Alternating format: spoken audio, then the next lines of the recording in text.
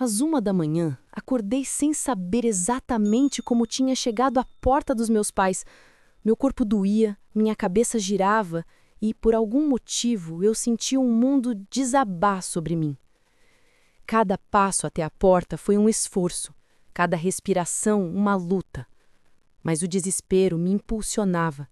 Eu precisava de ajuda, de um porto seguro. E naquele momento, a única coisa que eu queria era estar perto de meu pai, aquele homem que sempre foi meu alicerce, mesmo quando eu me achava forte o suficiente para enfrentar tudo sozinha. Bati na porta com força, incapaz de pronunciar palavras. E quando ele abriu, eu simplesmente desabei. Meus joelhos fraquejaram, minhas mãos se agarraram a ele como se pudesse me segurar daquele mundo cruel que tinha invadido minha vida. Papai, ele me bateu! Sussurrei entre soluços, a voz quase apagada pelo medo. Nunca tinha me sentido tão vulnerável. Sempre me considerei forte, decidida, capaz de enfrentar qualquer obstáculo. Mas nada poderia ter me preparado para aquilo. Ver Ricardo, meu marido, transformar-se em um homem que eu mal reconhecia, quebrando não só meu corpo, mas minha confiança, minha segurança, minha dignidade. Meu pai me abraçou e, pela primeira vez naquela noite, senti que talvez tudo ainda pudesse ser salvo. Ele não disse nada, apenas me puxou para dentro e fechou a porta com firmeza. No silêncio que se seguiu, tentei organizar meus pensamentos, mas tudo parecia um borrão. Minhas mãos tremiam, meu coração disparava, e a lembrança do que havia acabado de acontecer me fazia reviver cada segundo da humilhação. O que aconteceu, filha? Ele perguntou, a voz calma, mas firme. Eu tentei falar, mas a garganta secou. Foi só quando comecei a respirar mais devagar que as palavras saíram emboladas, entre soluços e gemidos de dor.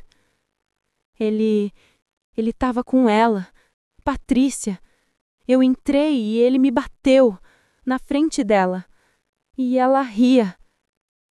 As lágrimas escorriam pelo meu rosto, misturadas com o sangue do meu lábio ferido.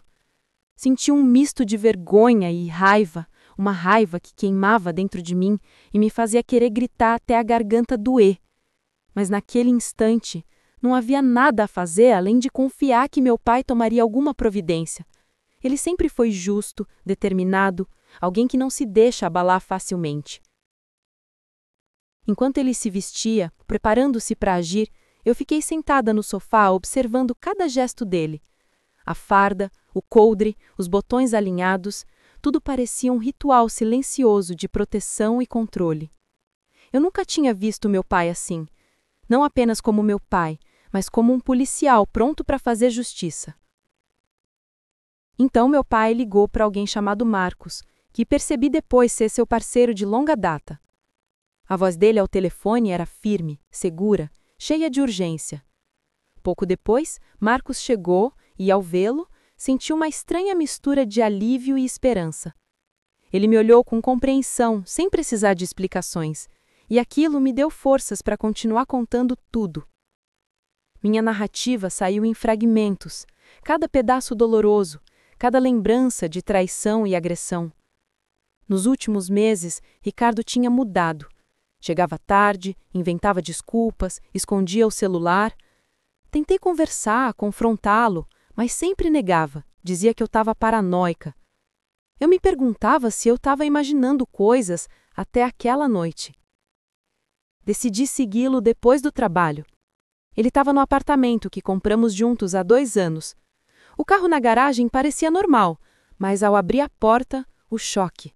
Lá estava ela, Patrícia, abraçada a ele como se eu não existisse. Senti meu coração partir em 1000 pedaços. E então, Ricardo se levantou e me agrediu. A mulher não reagiu, apenas ria, como se fosse minha culpa.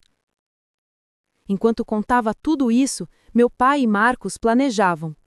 Eu percebia a tensão, a urgência, mas também a calma que só alguém experiente consegue transmitir em situações críticas. Eles tinham investigado Ricardo, Já desconfiavam de suas movimentações suspeitas, de suas pequenas transferências de dinheiro, de sua dívida com o agiota. Cada detalhe, cada prova estava sendo cuidadosamente reunido. Apesar da raiva e do medo, senti um fio de esperança. Havia um plano, havia pessoas de confiança que iam agir dentro da lei, mas com precisão e força. Eu me agarrei a isso, tentando respirar, tentando acreditar que ainda existia justiça. Naquela madrugada, percebi que minha vida mudaria para sempre. Não apenas pelo que aconteceu comigo, mas pela forma como minha família e aliados enfrentariam essa situação. A dor inicial ainda era intensa, mas a sensação de que algo seria feito, de que a verdade viria à tona, trouxe um alívio silencioso. Meu pai ligou para Roberto Mendes, marido de Patrícia, e explicou a situação. Eu ainda não compreendia os detalhes, mas sabia que a justiça estava se movendo, que minha dor não ia ser ignorada. Enquanto isso, eu tentava me recompor, sentindo cada ferida, cada medo, cada dúvida. A sensação de traição era profunda. Eu me sentia vulnerável, mas também começava a perceber a força que precisava encontrar dentro de mim para atravessar aquilo. O que havia acontecido naquela noite não era apenas sobre violência ou traição, era sobre ressignificar minha vida, proteger-me e buscar a justiça sem me perder no ódio ou na vingança cega. Naquela madrugada, percebi algo que nunca tinha entendido completamente. A força verdadeira vem da coragem de enfrentar a dor, de se levantar quando tudo parece perdido, de confiar naqueles que realmente se importam. Eu era frágil, sim, mas também mais forte do que jamais imaginei. O relógio marcou 3 da manhã quando finalmente senti que poderia respirar novamente. Mesmo que por alguns momentos. Havia lágrimas, dor, medo, mas também esperança. E foi nesse instante que percebi que a noite tinha mudado não só a minha vida, mas a forma como eu veria cada pessoa e cada escolha dali em diante. O que ainda não sabia era que essa madrugada era apenas o início de uma batalha silenciosa, planejada nos bastidores, onde a verdade e a justiça se moveriam mais rápido do que qualquer dor. Eu não estava mais sozinha. Nos dias que se seguiram àquela madrugada, minha vida parecia uma mistura de pesadelo e realidade. Eu ainda acordava com o coração disparado, lembrando da mão de Ricardo me atingindo, da risada de Patrícia ecoando na sala e da sensação esmagadora de impotência. Mas, ao mesmo tempo, havia um fio de esperança. Meu pai e Marcos estavam cuidando de tudo. Cada detalhe, cada prova, cada passo que garantisse que justiça fosse feita sem ultrapassar a linha da lei. Enquanto eu tentava organizar minha mente, meu pai me explicou algumas coisas. Ele disse que não podia me dar todos os detalhes, mas que a investigação havia sido iniciada há semanas, que eles já tinham monitorado Ricardo e Patrícia, que cada passo que eu havia contado naquela noite ajudava a encaixar as peças de um quebra-cabeça que estava prestes a se completar. Eu sentia orgulho dele, mas também uma culpa silenciosa por ter permitido que a situação chegasse a esse ponto. Naquele período, precisei reaprender a viver dentro da minha própria casa. Cada canto do apartamento que um dia senti seguro, agora me lembrava da traição. Cada objeto, cada lembrança, parecia carregar a marca da mentira que Ricardo tinha construído tão sorrateiramente. Decidi dormir na casa dos meus pais, pelo menos por algumas noites, até que a dor física e emocional começasse a ser administrável. Meu pai, como policial experiente, conduzia cada ação com precisão. Marcos trazia documentos, fotos, registros de transações bancárias, passagens compradas. Tudo estava sendo reunido meticulosamente. Eu via a seriedade nos olhos deles e sentia que, finalmente, o peso que eu carregava não era só meu. Havia forças que atuavam nos bastidores para proteger-me, para impedir que Ricardo continuasse com sua vida dupla impune. E então veio o contato com Roberto Mendes, marido de Patrícia. Meu pai me contou que ele já suspeitava da traição e que só esperava por provas sólidas. A conversa entre meu pai e ele foi tensa, mas firme. Roberto tinha recursos, inteligência e paciência. Ele não se precipitaria, mas a determinação nos olhos dele deixava claro que ninguém iria escapar impune. Enquanto tudo isso acontecia, eu tentava lidar com minhas próprias feridas. Cada dia era um desafio. Levantar da cama, olhar meu reflexo no espelho, lidar com a raiva, a vergonha e a dor que ainda se faziam presentes. Fui aprendendo a me reerguer, passo a passo, começando pelo mais simples: tomar banho, comer, sair para o ar fresco. Cada pequena vitória era uma reconstrução silenciosa da minha autoestima. Meu pai e Marcos estavam à frente da investigação. Eles descobriram que Ricardo tinha movimentado pequenas quantias suspeitas, transferências repetitivas, ligações com um agiota que aumentava a pressão sobre ele. Patrícia, com seu emprego de gerente de banco, facilitava essas transações. Nada absurdo, nada que chamasse a atenção imediata de autoridades, mas suficiente para configurar um padrão que justificasse a ação judicial. Naquela época, eu percebi a importância de registrar tudo, de não deixar nada passar. Fotos, mensagens, áudios, tudo era guardado como prova, tudo se tornava um instrumento de proteção. Meu pai e Marcos faziam isso silenciosamente, sem alarde, mas com a precisão de quem conhece cada detalhe do sistema. Cada documento, cada imagem era mais uma arma para impedir que Ricardo escapasse impune. Aos poucos, fui me acostumando com a rotina de acompanhar os passos da investigação. Era estranho ver minha vida pessoal se transformar em caso de estudo criminal, mas eu entendia que era necessário. A sensação de impotência diminuía conforme a certeza de que algo estava sendo feito crescia. A primeira grande vitória veio com a notificação de Patrícia pelo banco. Ela não sabia, mas o empregador dela foi informado da investigação. Ela perdeu o emprego, sem direito a manipular os ativos da empresa. A sensação de justiça foi tão silenciosa quanto intensa. Não era vingança pessoal, era apenas a aplicação das regras, da lei, da ética que Ricardo e Patrícia desprezaram. Ricardo continuava sendo monitorado. Cada movimento, cada tentativa de contato comigo ou com a minha família era registrado. Uma sensação estranha percorria meu corpo toda vez que pensava nele. Medo, raiva e, paradoxalmente, uma leve sensação de poder. Eu não tinha usado violência, não me colocado em risco desnecessário. A justiça estava sendo feita e eu era uma testemunha ativa da própria reconstrução da minha vida. Com o tempo, comecei a perceber pequenas mudanças em mim mesma.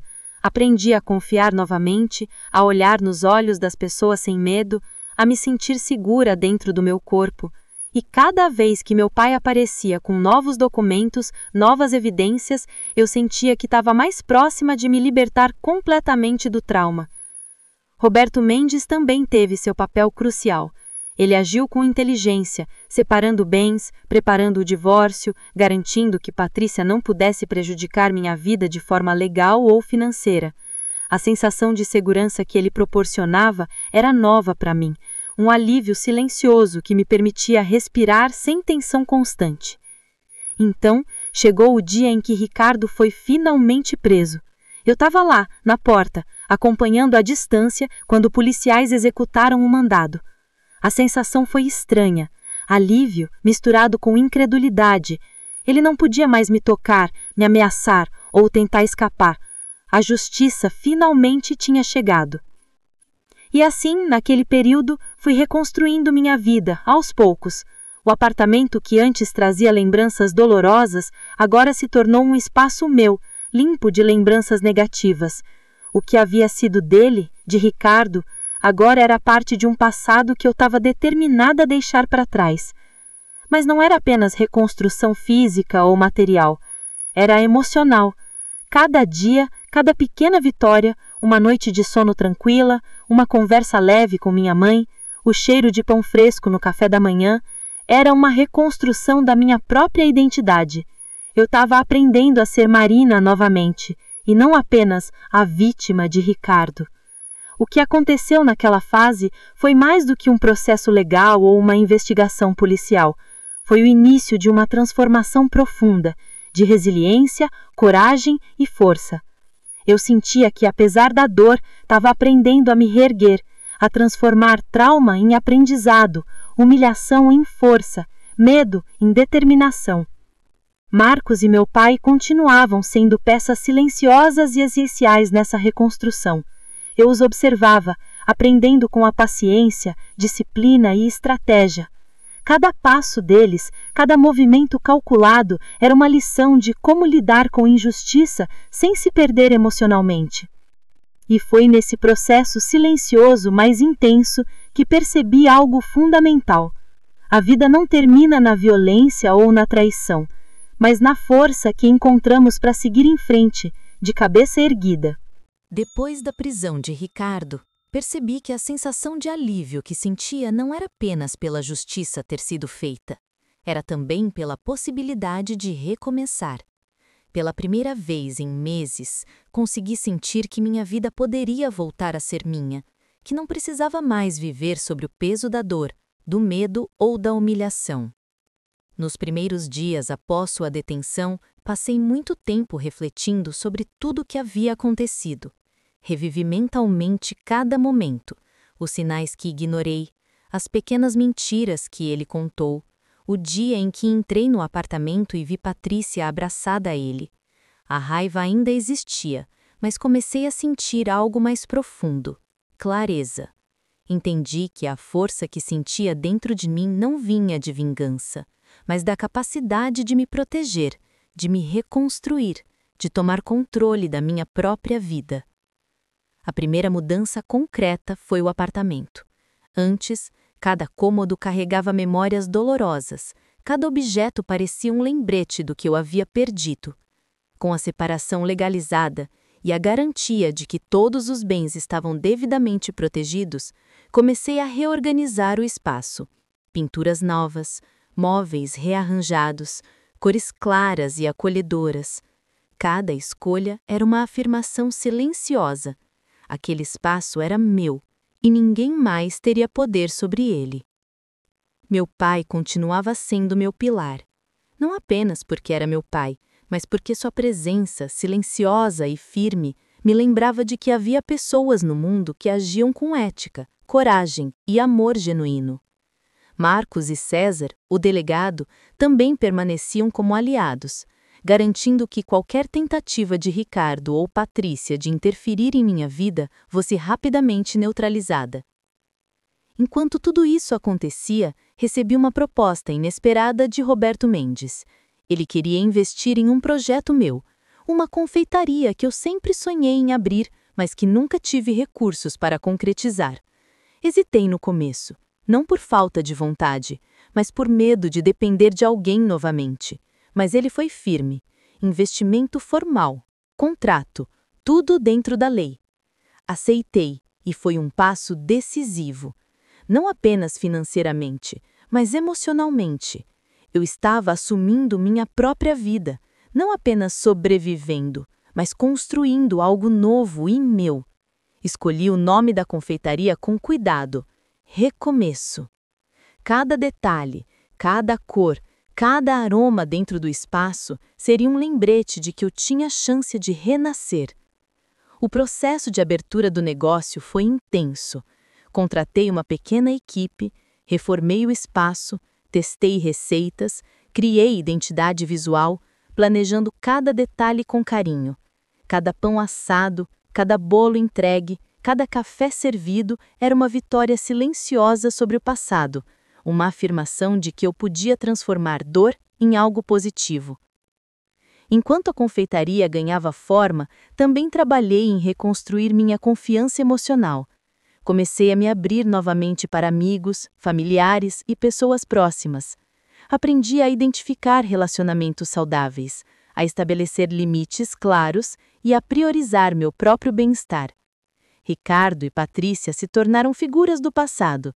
Eu não precisava mais olhar para trás com raiva ou rancor. Eles simplesmente deixaram de ter espaço na minha vida. 6 meses depois, conheci alguém novo. Um professor de história calmo, paciente, que me fazia rir e sentir segurança. A diferença em relação ao passado era nítida. Ele respeitava meus limites, minha trajetória, minha autonomia. Pela primeira vez em muito tempo, senti que meu coração poderia confiar novamente, que eu podia me permitir ser feliz sem medo. A vida no trabalho e na confeitaria também trouxe mudanças significativas. Clientes começaram a frequentar o Recomeço não apenas pelo café e pelos doces, mas pela atmosfera acolhedora que eu criei. O espaço se tornou símbolo de superação, e isso me deu uma sensação de propósito. Cada elogio, cada retorno de cliente era um lembrete de que meu esforço e minha coragem tinham valido a pena. Ricardo saiu da prisão meses depois, cumprindo parte da pena por bom comportamento. Tentei não pensar nele. Quando ele procurou contato, a medida protetiva foi clara e firme. Não havia espaço para ele na minha vida. Patrícia também tentou se reaproximar, enviando mensagens pedindo desculpas, justificando seus erros. Bloqueei tudo. Algumas pessoas não merecem segunda chance. E aprendi a me proteger. Meu relacionamento com Roberto Mendes se tornou amigável. Ele continuava visitando a confeitaria, não como um ex-marido vingativo, mas como alguém que reconhecia meus esforços e queria apoiar o sucesso do projeto que investiu. Havia respeito, cordialidade e uma compreensão silenciosa de que a justiça tinha sido feita de forma correta. A maior vitória, porém, não estava nos processos legais ou nas provas reunidas. Estava dentro de mim. Cada lágrima derramada, cada noite em claro, cada medo enfrentado havia me ensinado a me valorizar, a lutar pelos meus direitos, a me proteger e, acima de tudo, a me amar novamente. Hoje, quando abro as portas do Recomeço, vejo clientes entrando, crianças sorrindo, amigos me visitando e sinto uma sensação de plenitude. Aquelas lágrimas, aquela dor, aquela humilhação transformaram-se em força. A vida não apagou os momentos ruins, mas me deu a oportunidade de reescrever a minha história, de transformar cada obstáculo em aprendizado e cada cicatriz em símbolo de resiliência. Marcos continua como parceiro fiel do meu pai. César permanece vigilante, garantindo que qualquer vestígio de injustiça seja eliminado. Roberto Mendes encontrou a felicidade novamente, e eu também. Minha vida amorosa floresceu. Meus negócios prosperam e, acima de tudo, eu me sinto livre.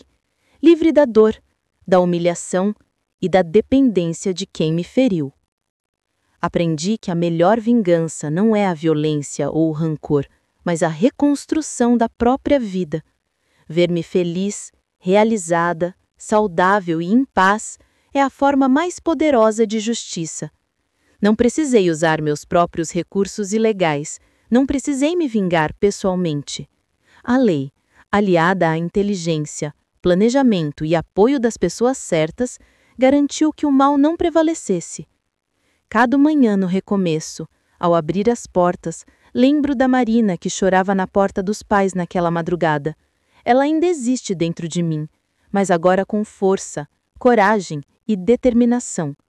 E cada sorriso que dou aos clientes, cada café servido, cada bolo entregue é uma celebração silenciosa de que a vida pode ser reconstruída, mesmo após os momentos mais sombrios.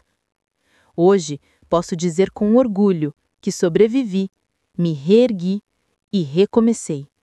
Minha vida não está definida pelo que Ricardo e Patrícia fizeram, mas pelo que eu escolhi fazer depois disso. E essa, sem dúvidas, é a minha maior vitória.